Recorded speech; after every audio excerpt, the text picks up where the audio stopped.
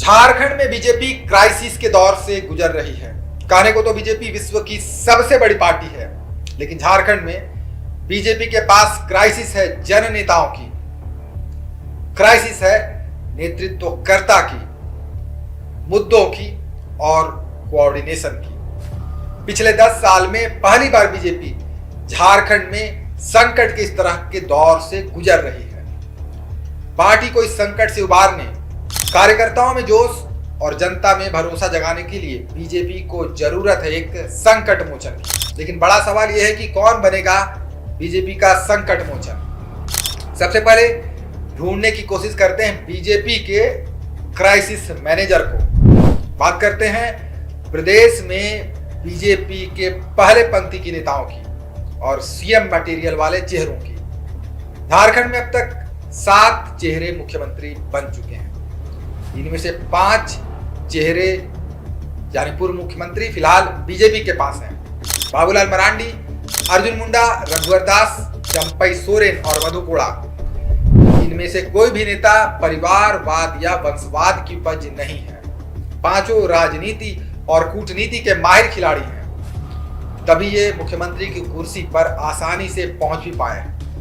यह पांचों पूर्व मुख्यमंत्री प्रदेश स्तर की राजनीति करने में सक्षम है, लेकिन बाबूलाल मरांडी को छोड़कर इनमें से कोई भी पूर्व मुख्यमंत्री इस वक्त प्रदेश स्तर की राजनीति में सक्रिय नजर नहीं आ रहा है। झारखंड में बीजेपी के अंदर पिछले कई सालों से वन मैन शो चल रहा है, यानी संगठन का कंट्रोलिंग पावर किसी एक ही हाथ में होता है। जिसके पास पावर होता है वही होता है पार्टी का प्रमुख रणनीतिकार। जब संगठन में अर्जुन मुंडा पावरफुल थे, तब रघुवर दास और बाबूलाल मरांडी की भूमिका संगठन में सिमट गई थी। इसी तरह जब 2014 में रघुवर दास के हाथ संगठन का पावर आया तो अर्जुन मुंडा दरकिनार कर दिए गए थे।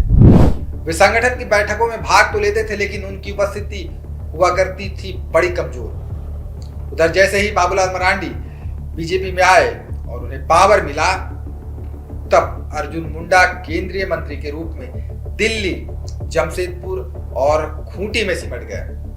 उधर रघुवर दास सिमटा दिए गए उड़ीसा के राजभवन में।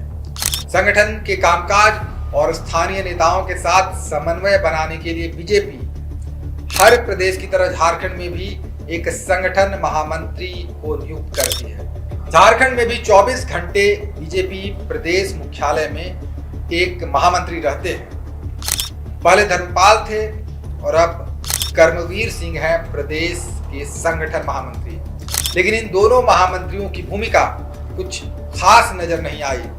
हमेशा से प्रदेश महामंत्रियों का झुकाव प्रदेश अध्यक्ष की तरफ रहा है।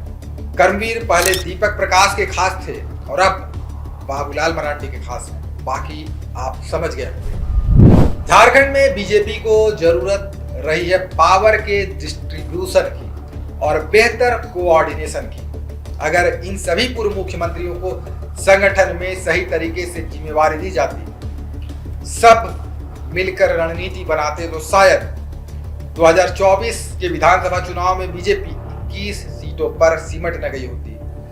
बीजेपी के लिए यह वाकई शर्मनाक है कि 2024 के विधानसभा चुनाव में कोल्हान प्रमंडल में 4 पूर्व मुख्यमंत्रियों के रहने के बावजूद वहां पार्टी 14 में से सिर्फ 2 सीटें जीत पाई। इतना ही नहीं, रघुवर दास को छोड़कर बाकी 3 मुख्यमंत्री अपने पत्नी या बेटे को भी वहां से चुनाव न जितवा सके।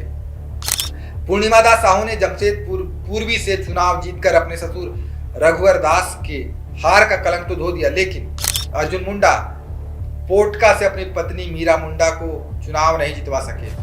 चंपई सोरेन घाटशिला से अपने बेटे बाबूलाल मरांडी को जीत नहीं दिला सके। वहीं मधु कोड़ा अपनी सांसद पत्नी गीता कोड़ा को जगन्नाथपुर विधानसभा सीट से चुनाव नहीं जितवा पाए। बीजेपी अपने फैसलों को लेकर बड़ा सस्पेंस बनाकर रखती है, लेकिन झारखंड में यह सस्पेंस बीजेपी को भारी पड़ता रहा है। इसी सस्पेंस वाले खेल ने 2019 में सरयू राय को बगावत के लिए कर दिया था मजबूर और रघुवर दास को चुनाव हारना पड़ा था।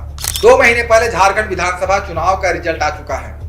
सत्ता पक्ष ने सदन का नेता और सहयोगी दलों ने अपने विधायक दल का नेता चुनने में देर नहीं की, लेकिन बीजेपी आज भी अपने विधायक दल के नेता पर सस्पेंस बनाए हुए है। पार्टी के नेता और कार्यकर्ता भी हर बार के सस्पेंस से खासे नाराज रहते हैं। झारखंड में चुनाव हारने के बाद बीजेपी ने अपना ध्यान संगठन पर्व पर लगा दिया है। सदस्यता अभियान जोर शोर से चल रहा है, लेकिन संगठन को मजबूत करने सभी बड़े नेताओं की भूमिका तय करने को लेकर अब तक कुछ भी नहीं हुआ है। उधर सभी पूर्व मुख्यमंत्री अपने अपने क्षेत्र में सदस्यता अभियान, पूजा पाठ, यज्ञ हवन और छोटी मोटी सांगठनिक बैठकों में लगे हैं। फिलहाल इनके राजनीतिक जीवन में कुछ खास और कुछ बड़ा होता नजर नहीं आ रहा है। फिलहाल इंतजार करते हैं बीजेपी के संकट मोचन की। खबर का मतलब बवाल न्यूज। हमारे चैनल को सब्सक्राइब जरूर करें।